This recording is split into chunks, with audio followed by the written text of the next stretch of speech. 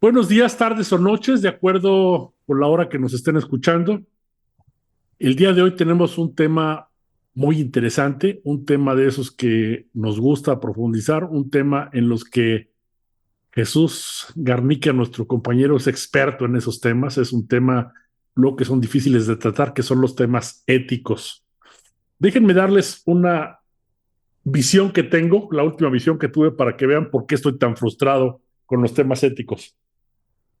Una empresa muy exitosa me llama y me dice, fíjate que tengo problemas graves, estoy en el asunto del Me Too y quiero ver qué está sucediendo porque no puede ser posible. Total, hicimos un trabajo muy, muy importante con ellos. Al final de cuentas, el resultado final, empezamos con misión, visión, valores, código de ética, conductas no toleradas en la organización, reglamento interior de trabajo, este, todas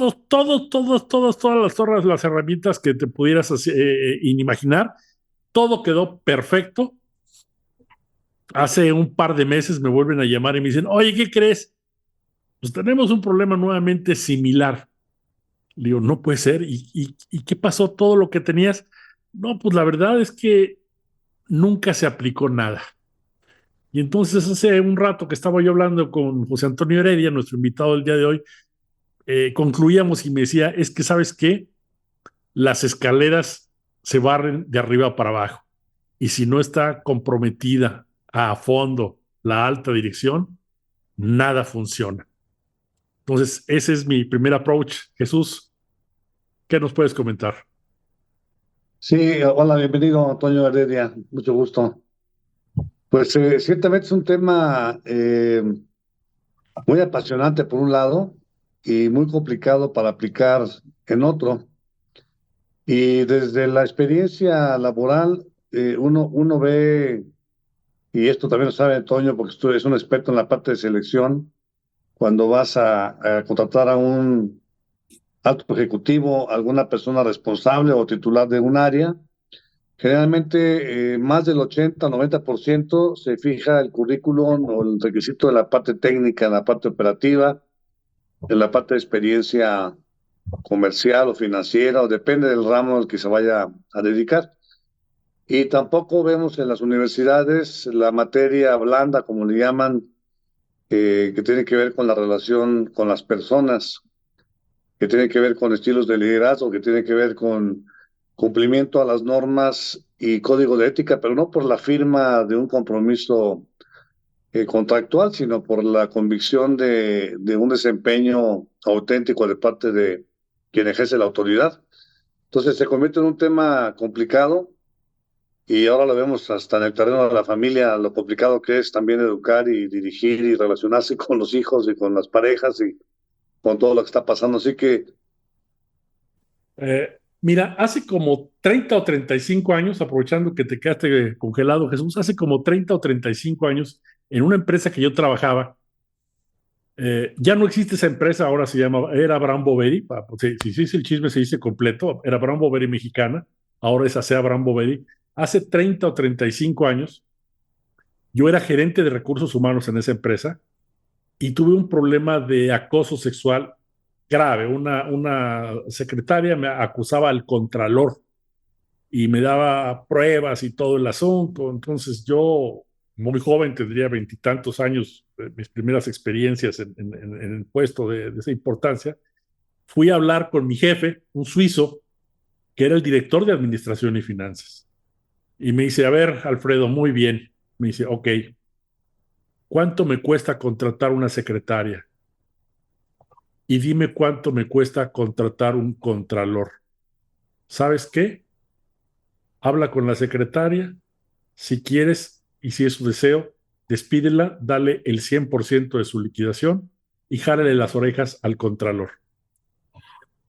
Yo me sentí el ser más humillado. Dije, yo no sé para qué trabajo aquí, qué fue lo que hice, qué estuve mal, algo así. Me sentía yo herido, me sentía yo muy, muy, muy grave en todo lo que me sucedía. Pero final de cuentas, para contarles el motivo de la historia era, no todo era tan cierto ni tan incierto. ¿Había habido un acoso? Sí, sí había habido un acoso. Pero ¿qué pasó? Estos cuates eran pareja, era el contralor con su novia, se habían peleado y la novia se había peleado con él y le quiso hacer la vida imposible y él también quiso hacer todo esto. Entonces, desde ese entonces, yo me quedé eh, con los temas éticos, me quedé muy escaldrado. No he sabido exactamente cómo abordarlos y nos gustaría un poquito, tú que eres un gran experto en esto, Toño, si nos das tus opinión, tu punto de vista y tu grandísima experiencia. Pues antes que nada, muchas gracias por la invitación, Alfredo, Jesús. Es un honor, un gusto el poder, pues, platicar con ustedes y con, pues, todas las personas que escuchan su podcast, que seguramente, pues, es un éxito en el ámbito organizacional. La verdad es que es un verdadero gusto. Y bueno, atendiendo a esta eh, pregunta y esta inquietud, pues quiero comentarles que esto de los temas éticos y particularmente las cuestiones de hostigamiento y de acoso sexual, pues es precisamente un tema que llevo ya tiempo trabajando. Afortunadamente, pues me ha tocado pues abordar estos temas y conocer cómo ha ido evolucionando la normativa a nivel federal y también cómo se ha ido introduciendo pues una serie de cuestiones culturales que promueven precisamente la igualdad laboral y la no discriminación, pero sobre todo el respeto a los derechos humanos. Y si quieren les platico más o menos. Yo Adelante. trabajo en un conjunto de fideicomisos del gobierno federal y pues bueno, me ha tocado la gran suerte de, pues bueno, desde que ingresé a la institución, más o menos en 2004, constituir el primer comité de ética de la entidad. El gobierno federal emitió un código de ética, pues bueno, unos 3, 4 años antes de esto, y una de las primeras misiones que se encomendó a este comité, que en esa época se llamaba el Comité Promotor del Ambiente Ético, fue precisamente conformar un código de conducta, ¿verdad? Porque, bueno, en el ámbito federal existen dos grandes documentos: el Código de Ética, que es el que es aplicable a toda la administración pública federal, es decir, a todo el gobierno, y los códigos de conducta, que es como la manera particular, tropicalizada, que elaboran las organizaciones en el ámbito gubernamental para poder aplicar estas situaciones. Entonces, bueno, pues para poder llevar a cabo esta labor, pues bueno, se conformó este comité y bueno, poco a poco, pues bueno, se empezaron a realizar algunas actividades que tenían que ver con cuestiones de capacitación y sensibilización. Y pues bueno, realmente no pasó gran cosa en esto. Elaboramos un código de conducta pues muy vanguardista para su época. Tuvimos por ahí una consultoría muy importante y desarrollamos nuestro primer código de conducta con 4 valores redactados en primera persona, que para esa época era pues totalmente inusual y poco comprendido. Actualmente pues ya la Administración Pública Federal exige que así estén redactados, ¿no? Eh, bueno, finalmente, pues he visto cómo ha ido evolucionando pues la aplicación, esto que tanto te conmocionó, Alfredo, pues efectivamente en esos años, éticas bueno, por los casos de hostigamiento y de acoso sexual, pues se formaban parte pues de una cultura pues muy específica que toleraba, que permitía y que a veces coludía ciertas situaciones. Em, Actualmente es muy distinta la manera en que se abordan estos temas. Ha tenido que avanzar mucho, pues toda la normativa en materia de ética y particularmente de el abordaje de los casos de hostigamiento y de acoso sexual, de acoso laboral y de vulneraciones a los códigos de ética y de conducta, de tal suerte que se han formado hasta figuras especializadas y protocolos especializados para su atención. De ambas cosas les quiero comentar. hay un protocolo, aparte del código, hay un protocolo para la atención de casos de hostigamiento y de acoso sexual. Y dentro de ese protocolo existe una figura. Esta figura se llama la persona consejera. Esta persona consejera es una persona que está capacitada y certificada por el Instituto Nacional de las Mujeres en una serie de competencias. Hablando de competencias laborales, es una competencia laboral que, bueno, precisamente es para la atención de casos de hostigamiento y acoso sexual, con todas las características que tiene una norma del conocer y con todo el rigor metodológico para poder obtener esta certificación. Las personas consejeras se capacitan y se habilitan para poder atender a una persona, pues la mayor de las veces mujer, que es acosada sexualmente u hostigada sexualmente por algún compañero, y estos casos se someten al comité de ética, quien dentro de sus facultades pues analizan y determinan algo que, bueno, pues, su ámbito no es sancionador ni vinculante, es únicamente recomendaciones, así como la Comisión de Derechos Humanos, más o menos hace recomendaciones que, bueno, van en el ámbito pues de la capacitación, la sensibilización y la mejora. Esas son como a grandes rasgos de lo que hace. Pero también la persona consejera tiene la facultad y la capacidad de acompañar a la persona presunta víctima a presentar denuncias dependiendo de la gravedad y del tipo de comportamiento en el ámbito laboral, es decir, a las juntas de conciliación y arbitraje, o penal en las fiscalías especializadas en delitos sexuales. Eso es más o menos lo como ha ido avanzando y ciertamente, pues hace 25 años, la manera en que se veía esto era pues muy limitada, muy parcial y actualmente pues bueno, es una visión completa, totalmente pues dirigida y con una fundamentación que está apegada pues a organismos y mecanismos internacionales como es la Convención Belém do Pará y bueno, la Convención de CEDAW, que bueno, tiene que ver con la protección de los derechos de las mujeres. Ya. Toño, ¿y cómo has percibido este cambio también de generacional respecto a la reacción de una denuncia que tenga que hacer algún empleado? Yo veo en la época, en la década todavía antes del año 2000, 2010 inclusive, pues la gente no se animaba a declarar, a denunciar, a acusar a un jefe, ¿no? O a un compañero inclusive de la misma línea. Hoy las redes sociales, los jóvenes están como más en forma automática respondiendo a esto y creo que el firmar un código de ética no es únicamente el compromiso laboral, sino tiene que ver la repercusión que puede tener una persona si no cumple con ciertas condiciones o reglas, normas impuestas, que puede ser afectado hasta en su familia, siendo él un profesional y una persona con tanta experiencia del ámbito operativo, ¿no? O sea, se ha vuelto algo más como una marea, algo así, ¿o no? Pues mira, desde mi punto de vista, ha habido un avance positivo y constructivo. Efectivamente, antes había un gran temor porque las muy pocas mujeres que se atrevían a hacer una denuncia, pues terminaban corridas, ¿no? De hecho, en los procesos de formación se revelan varias estadísticas al respecto. Pero bueno, aquí el punto era que actualmente cuando se aplican encuestas, nosotros de manera consistente aplicamos encuestas para medir pues los posibles riesgos potenciales que se presenten en cuestiones de posibilidades de que haya algún tipo de este comportamiento y algunos de los elementos que se miden también pues es pues si existe todavía algún miedo a presentar una denuncia y cuáles serían estos motivos, ¿verdad?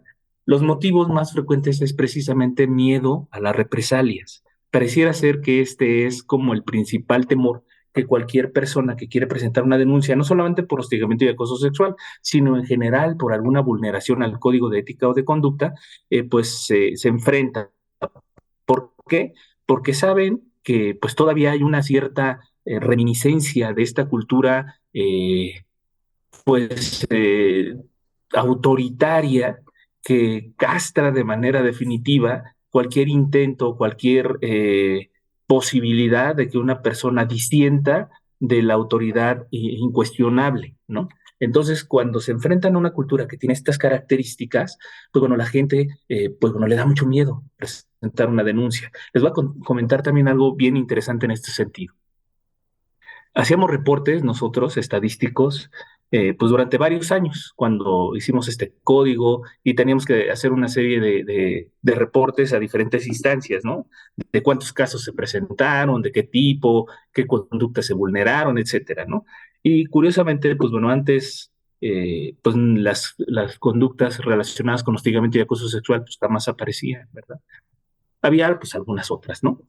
eh, Cuando por fin se decidieron algunas personas a hacer una denuncia, pues surgieron situaciones muy parecidas a la que no, nos comentas, Alfredo, que se culpabiliza a la víctima, se empiezan a sacar pues, a colación de que si eran pareja o no eran pareja, etcétera, ¿no? Minimizando y anulando la posibilidad de que una persona pues, que presenta la denuncia pues tenga posibilidades de éxito. Entonces, les comentaba que, bueno, pues una de las principales causas por las cuales la gente no denuncia es por miedo a las represalias. Y les estaba mencionando que cuando por fin alguien se animó a presentar una denuncia, eh, pues bueno, pues tuvo pues todas una serie de implicaciones y lo que esto conlleva. Se llegó al comité de ética, se dictaminó, se identificó que efectivamente había existido ahí un elemento de hostigamiento sexual y bueno, pues se concluyó por parte del comité. Sin embargo, en sus facultades, pues bueno, tuvo algunas otras implicaciones laborales, ¿no? Pero el tema es que una vez que se abrió esta puerta, que alguien tuvo el valor de denunciar, se convirtió como en un parteaguas, porque de estar reportando 0 casos durante muchos años, empezaron a abrirse los casos, de tal suerte que, pues bueno, la situación de las denuncias se ha ido incrementando. Y esto no quiere decir que haya más casos o que haya más personas que acosan o que hostigan, sino que cada vez hay un poco más de confianza y credibilidad en los mecanismos de denuncia. Y esto por eso cuando me preguntabas, Jesús, si se trata de una ola, yo creo que más bien se trata de una situación de madurez de las organizaciones para aceptar que existen estos problemas y por otro lado, de certeza de las personas de que cuando presenten una denuncia no va a terminar en un despido, pues de quien presenta la denuncia, sino que puede haber alguna situación que efectivamente salvaguarde sus derechos humanos. Ahora bien, no sé si pueden existir ciertos abusos. Y mira, cuando se habla del chisme, se dice el chisme completo. En una ocasión me consultó el secretario general del Sindicato de Trabajadores de la Universidad Iberoamericana. Me dijo que una de las gentes muy cercanas a su equipo lo estaba acusando una trabajadora de acoso sexual. Dice, yo fui, me entrevisté con él, con los dos, y me dice, mira, yo me llevo mucho con ella. La verdad, nos llevamos y nos llevamos fuerte. Palabras de este cuate, dice, pero yo nunca he sobrepasado ninguna raya. Ella dice, oye, es que una cosa es que nos llevábamos fuerte, pero luego me empezó a mandar unos chistes o unas imágenes que yo ya las consideraba lesivas para mí. Entonces este cuate decía, no, yo nunca le he enviado absolutamente nada, yo no es. Total, se hizo un análisis forense de qué es lo que había pasado y haciendo una gran investigación, a lo único que se puede llegar en el análisis forense es que de esa IP aparentemente fue enviado un determinado material. No se puede asegurar si fue esta persona o no. Simple y sencillamente se dice, de esa máquina fue enviado este material. Pero todo esto sirvió no para arreglar el asunto entre el acosado y el acosador, que por cierto, la acosada renunció porque consiguió otro mejor trabajo y el acosador también resultó que ya no le convenía el trabajo y se fue. Pero el asunto había aprendido tanto, sobre todo entre las comunidad LGTB y más de la Ibero, que se había vuelto ya una bandera de campaña. Y a final de cuentas, casi, por no decir fue que sucedió, donde el secretario general del sindicato decidió decir, ¿sabes qué? Esto es ya muy complicado para mí, mejor me retiro, porque estos asuntos son totalmente inmanejables. Yo a lo que voy es, a veces hay asuntos que son sí de ética, sí de acoso, sí de todo esto, pero luego me da la impresión de que se pueden cometer abusos. Segundo ejemplo, mi hija me dice, yo voy al corporativo en Nueva York. Dice, pero hay que tener mucho cuidado, dice, porque si yo voy al corporativo, normalmente las mujeres entramos a la oficina y lo primero que hacemos es vamos al baño. Y ya en el baño nos damos algún retoque, nos vemos cómo estamos, etcétera, etcétera. Dice, si yo en el baño le hago un comentario a una mujer, a una muchacha que está ahí, a una compañera, le digo, oye, qué guapa estás, cómo te arreglaste muy bien, me gusta mucho tu mascada o lo que sea, puede que otra compañera, una tercera, que está en un retrete, vaya y ponga un acoso, una queja por acoso y tenga que ser atendida. Entonces, yo lo que voy es, ¿no se está a veces exagerando el tema? ¿Qué La nos cuentas? respuesta clara y precisa es no. Y te voy a hacer un comentario y una serie de ejemplos también, así como Alfredo. Eh, Llevo, como te decía, más o menos 15 años trabajando estos temas, ¿no? Hasta la fecha, a mí no me ha tocado recibir ningún caso en donde la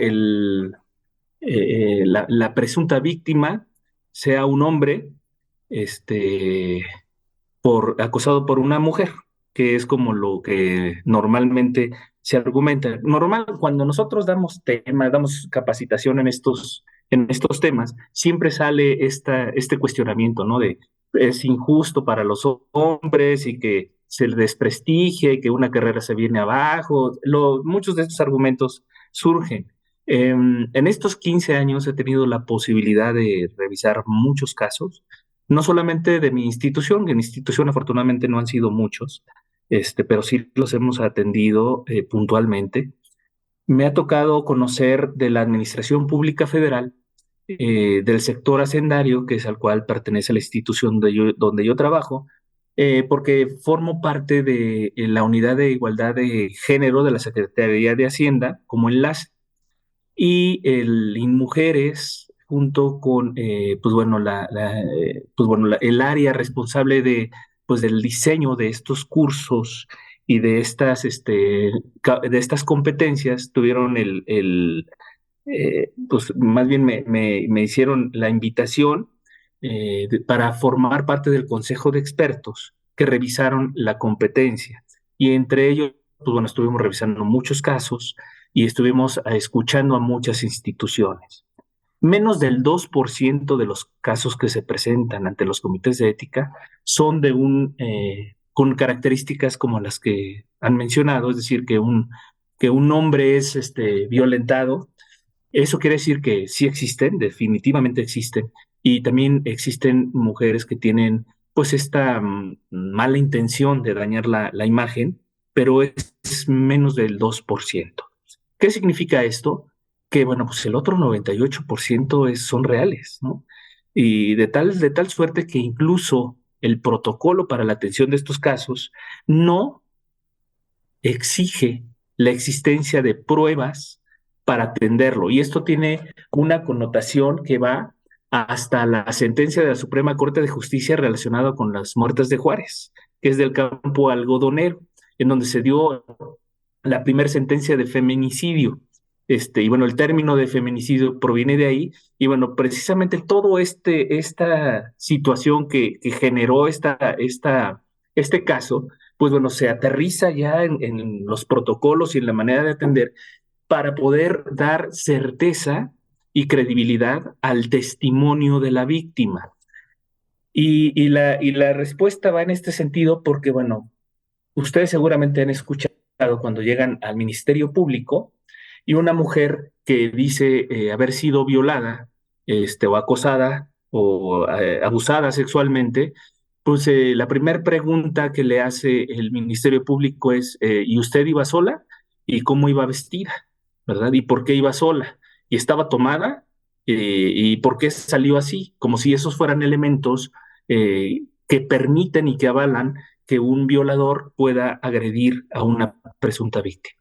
Entonces, pues yo creo que pues sí se dan muy contados casos en donde, bueno, pues no hay una situación de acoso, pero el resto de estos casos sí son reales y hay que atenderlos. Y por eso los protocolos consideran que el testimonio de la víctima, incluso sin que existan pruebas, es suficiente, porque cuando se realizan estas conductas, se hacen en secrecía y en situaciones en donde hay un ejercicio abusivo de poder, en donde el jefe cita a la compañera de trabajo a altas horas de la noche y se la encierra en una oficina en donde no hay nadie que pueda ser testigo de este tipo de conductas. Eso es lo que realmente sucede en el 98% de los otros casos. Oye, y pasando al tema que también es relevante de igualdad y de inclusión, diversidad, ¿estás tú de acuerdo en que los gobiernos sean los que impongan una cuota para que incorpores de tu planilla laboral cierto número de colaboradores con discapacidades o con ciertos rasgos de otro tipo? Sobre todo pensando en las pymes, ¿no? Las empresas medianas, las pequeñas, que luego tienen esa complicación por su costo laboral. En ocasiones tienen que mover su layout operativo para poder pues, adaptarse a lo que la norma les exige, ¿no? ¿Cuál es tu opinión al respecto de esto de las cuotas? ¿Sí se dará un cambio cultural si se incorpora este tipo de normas a nivel nacional? Sí, mi opinión es muy concreta también. Estoy de acuerdo y también voy a explicar el por qué. La cuota, si la aislamos, la descontextualizamos, pareciera ser una medida totalmente discriminatoria para aquellos que no son, para aquellos a los que le están afectando la posibilidad de mantener las situaciones de igualdad. Sin embargo, pues bueno, nuevamente aludiendo a a la norma mexicana 025 en igualdad laboral y no discriminación, esto está considerado como uno de los elementos que se evalúa precisamente, por ejemplo, un elemento básico es que se tenga el 40% de, de, en la plantilla de la organización que esté conformada por al menos el 40%, en este caso, por ejemplo, de mujeres y el otro 60% de hombres. Es decir, el sexo menos representado debe tener al menos una representación de al menos el 40%. Sin embargo, hay una medida adicional, una medida que se llaman medidas afirmativas, que también son conocidas como discriminación positiva, ¿sí? Con esa claridad. Sí es un elemento discriminatorio para aquel segmento que ha sido favorecido históricamente por cuestiones culturales, sociales y estructurales.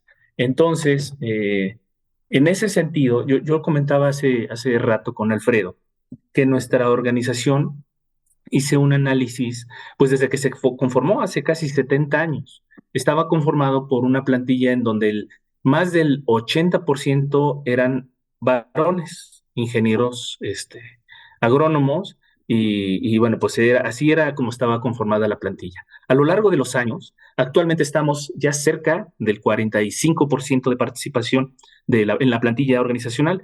¿Qué ha sucedido? ¿Por qué ha sido esto? Pues bueno, por un lado, porque se ha desestigmatizado, por un lado, la formación de las mujeres en las áreas de ciencias exactas, concretamente en ingenierías.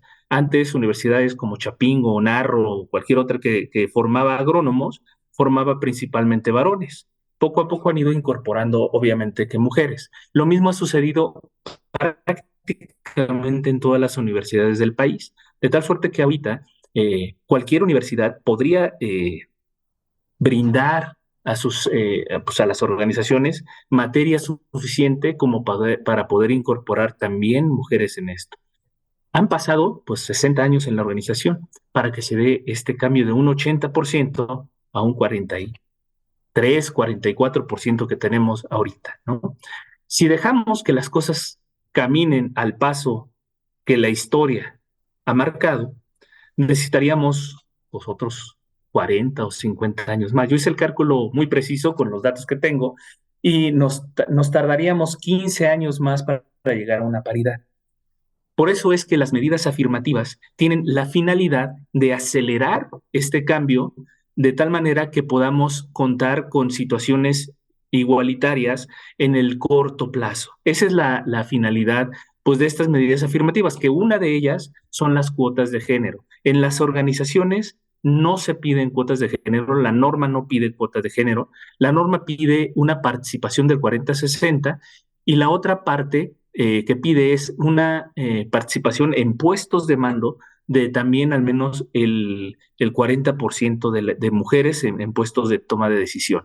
Pero bueno, pues no es como tal una cuota que se tenga que cumplir para que te otorguen pues el certificado, esta última, lo de los puestos de género, sino un camino que se debe transitar. Ahora, también esta norma es una norma de adopción voluntaria, es decir, no es una norma oficial mexicana que son obligatorias de cumplimiento tanto para la iniciativa privada como para el gobierno. La norma mexicana en igualdad laboral y no discriminación es una norma de aplicación voluntaria y por tanto, pues bueno, el camino es todavía mucho más tardado, ¿no? Nos comentaba en una charla anterior, Maru Rico, donde nos decía que ella estaba certificada su organización en la NOM 25. Me dice, pero cuando fui a recoger mi certificado, me di cuenta de que únicamente estábamos recogiendo certificados entidades del sector público. Dice, no había una sola entidad del sector privado que esté cumpliendo con esta NOM 25. ¿Tú por qué consideras que puede ser esa razón, estimado José Antonio? Híjole, no estoy tan seguro de que ese dato sea muy cierto. Hay un padrón de instituciones públicas y privadas que es público y está en la página de Mujeres, que bueno, pueden consultar. Y pues hay muchas instituciones públicas, pero también hay muchas instituciones privadas que de manera voluntaria han acreditado esta norma mexicana en igualdad laboral y no discriminación. Ahora, ¿por qué no todas lo hacen? Porque efectivamente, pues cuando algo es obligatorio, pues no te queda de otra, ¿verdad? Lo tienes que hacer. Cuando es una norma oficial mexicana, pues no te preguntan, ¿verdad? Como la NOM 035, que esa, pues esa fuerza es ahorita, ¿no?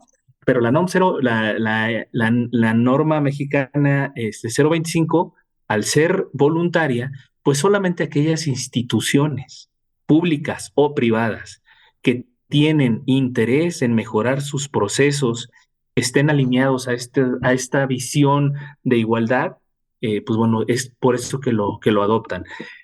Por otro lado, pues bueno, solamente que reporte un beneficio económico, pues es cuando las instituciones privadas, pues bueno, tienen como un interés muy dirigido y pues directo en este tipo de iniciativas.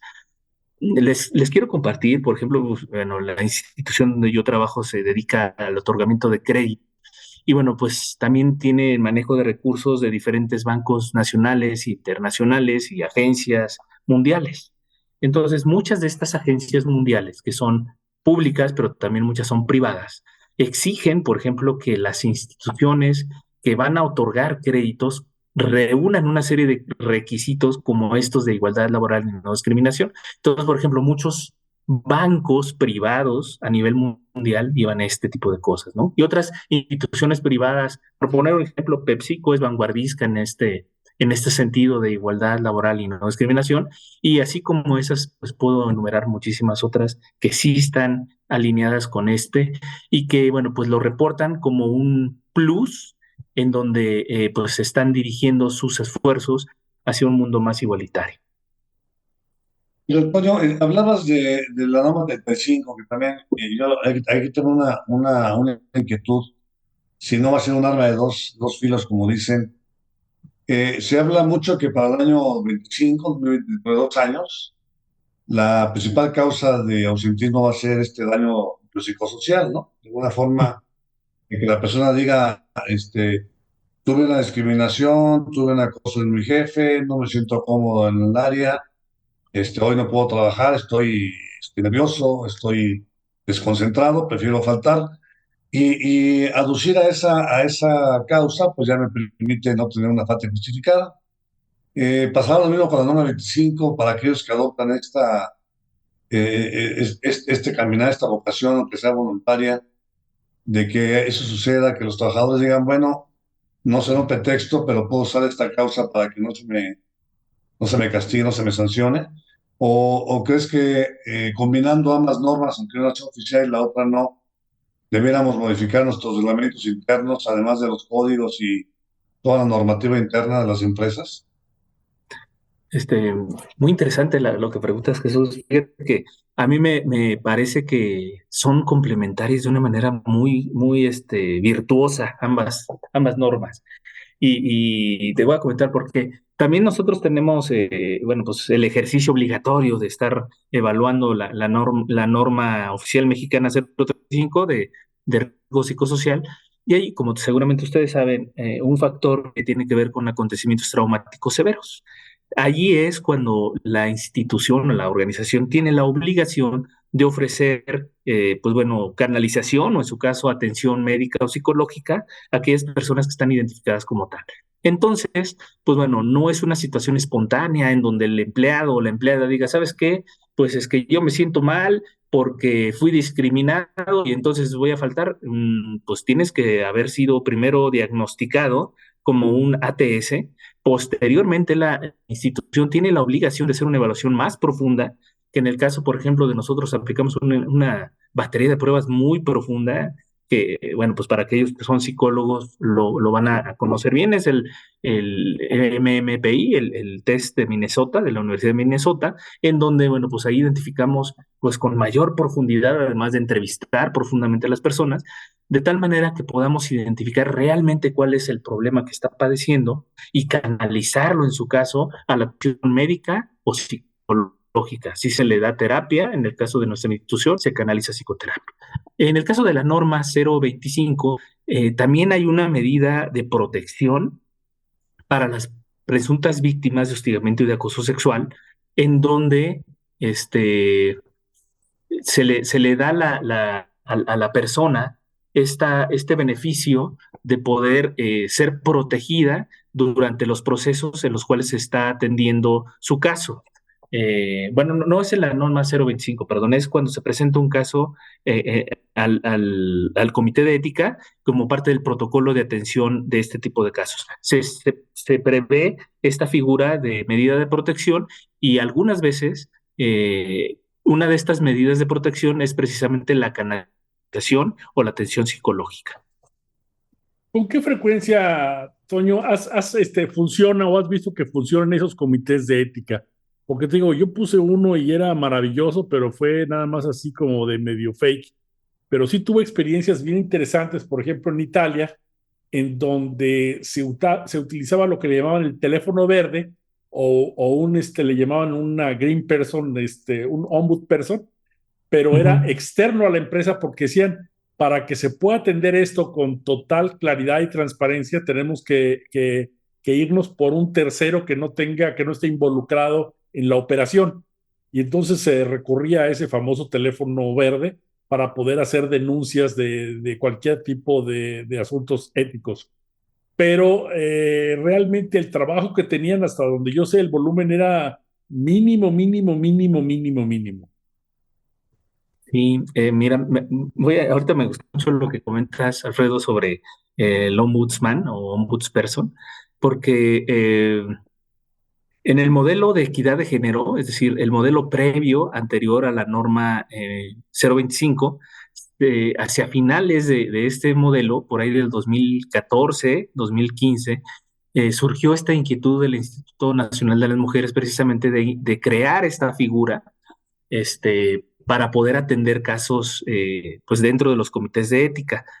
Cuando se migra ya a la norma 025 y cuando se crean ya los comités de ética como tal, este, se creó un protocolo especializado en discriminación para atender casos de discriminación y ahí se creó esta misma figura que se llama en ese protocolo persona asesora, que hace las veces del ombudsperson de la norma 025.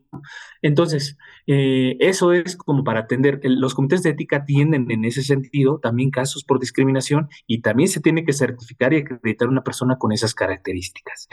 Eh, por otro lado, el ejercicio de los comités de ética, al menos en la Administración Pública Federal, que es donde es donde tengo pues como el conocimiento y la experiencia, pues te puedo decir que es muy eficiente.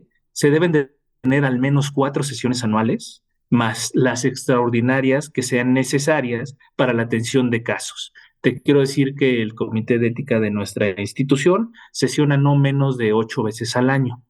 Entonces, esto implica pues un ejercicio más o menos constante. Existen incluso sistemas que se han habilitado para poder subir pues el material de los casos, darle seguimiento, llevar a cabo reportes estadísticos. O sea, sí hay todo un respaldo de un sistema de la Secretaría de la Función Pública que da seguimiento y evalúa el trabajo del comité. Los comités de ética son evaluados por sus actividades en la planeación y ejecución de los planes y programas que tienen de atención y también en el cumplimiento de una serie de actividades que son obligatorias y te emiten una calificación. En el caso de la entidad, pues de manera tradicional se obtienen casi todos los puntos de evaluación del ejercicio de sus funciones. Se llama evaluación del desempeño de los comités de ética y lo ejerce de manera anual la función pública. Entonces, en la Administración Pública Federal sí es un hecho. En la parte de la iniciativa privada, pues también entiendo que no es pues tan ágil, ni tan frecuente, ni tan obligatorio llevar a cabo este tipo de actividades. Y es muy probable que sea pues ciertamente más algo que te piden que debe de estar, aunque no se ejecute, que algo que efectivamente dé resultado. Ahora bien, ¿este es un logro de la 4T o es una trend que ya se tenía ya de muchos años? Díjole, yo soy totalmente apolítico. Lo que te puedo decir es que, pues desde el 2008, 2009 hemos estado trabajando en esto y pues se han estado dando pasos muy importantes durante todos estos años y cada gobierno pues ha hecho lo que le corresponde. Y yo creo que estamos trabajando bien, pero también lo Perfecto. hemos hecho en anteriores administraciones. Muy bien, muy amable, muchas gracias. Diego, para una pregunta más, Alfredo. Sí, por favor. Sí. Como sabemos todos, la ley cambió hace ya 4 años para bien en muchos aspectos. Y hoy, hablando de teléfonos directos, el trabajador tiene esta oportunidad de denunciar cualquier tipo de estas cosas y causas, como se han mencionado esta tarde aquí contigo. Y bueno, aduciendo a la denegación de derechos, al capítulo 31 del TEME.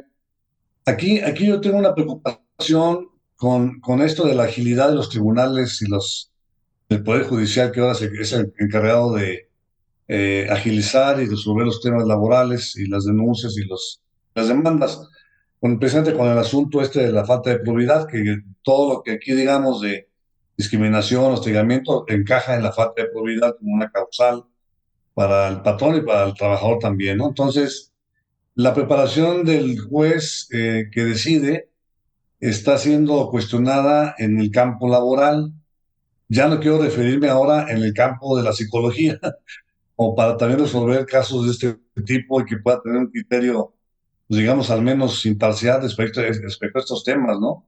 ¿No hay alguna materia o alguna orientación que se pueda dar a estos tribunales de parte de gente como tú que está en estos asuntos de las normas para que sea algo más aplicable en beneficio, pues, de las partes en general, ¿no? Realmente la justicia como debe de ser. Sí, totalmente de acuerdo, Jesús. Yo creo que hace falta mucha sensibilización y capacitación no solamente en el ámbito judicial y laboral, sino pues en muchas otras instancias, incluso dentro de la propia Administración Pública Federal, pues varios órganos internos de control, pues aún les cuesta trabajo entender, pues desde el lenguaje, pues de abogados, pues que bueno, se tiene que juzgar, que se tiene que analizar de una manera distinta este tipo de casos y situaciones, ¿no? Y efectivamente, digo, hay instituciones como el Instituto Nacional de las Mujeres, la propia Secretaría de la Función Pública y muchos despachos que han sido certificados y capacitados por estas instancias que pueden ofrecer estos cursos pues a los tribunales, ya sea judiciales o laborales, y de hecho tienen la responsabilidad y la obligación de capacitarse y de actualizarse en estos temas, ¿no? Yo conozco, pues de aquí del gobierno en Michoacán, experiencia que yo les puedo compartir, que el área judicial, la fiscalía, tiene un área de capacitación que tiene temas especializados en esta materia de analizar y juzgar con perspectiva de género, y que bueno, pues sí ha tenido pues algún fruto, sí ha tenido pues alguna difusión. Yo creo que es pues insuficiente, cada estado tendría que hacer algo así y el propio gobierno federal, las instancias federales, también lo correspondiente. Pues te agradecemos muchísimo tu amable participación en esta tarde. Creo que son temas que difícilmente terminaremos de darles el golpe claro a eso. Yo tengo muy claro una cosa, de que yo soy un dinosaurio de los recursos humanos y creo y me cuesta mucho trabajo entrar en esta modernidad, pero creo que es una deficiencia personal y ojalá la pueda ir superando poco a poco, pero creo que el mundo está cambiando y el mundo va mucho hacia donde nos está diciendo José Antonio. Si es tan amable, Jesús, algunas palabras de cierre. Sí, cómo no, pues, agradecerle a Toño su tiempo, su atención con esta experiencia que nos ha compartido. Yo estaba pensando en mucho esta tendencia española de la domótica, ¿no? En la que le ponen al trabajador todo un ambiente de temperatura para que sea feliz, un ruido saludable, una pantalla con una imagen de la naturaleza aunque esté encerrada en cuatro paredes, en fin. Pero lo más importante viene a ser el trato directo que tiene pues, con sus pares y con la jefatura y con la empresa en ese sentido. Creo que por mucho esfuerzo que haga una empresa por sentir o que ganar una reputación, un prestigio, lo hace a base de relaciones. Las relaciones laborales son importantes y aplicar estas normas de respeto, de justicia, de equidad, de igualdad, pues es la base de la relación también en la sociedad. O sea que es un tema muy vigente. Y pues, muchas gracias por tu participación, Antonio, en estos minutos que nos regalaste. Muchas gracias. Sí, muchísimas gracias a ustedes por la invitación.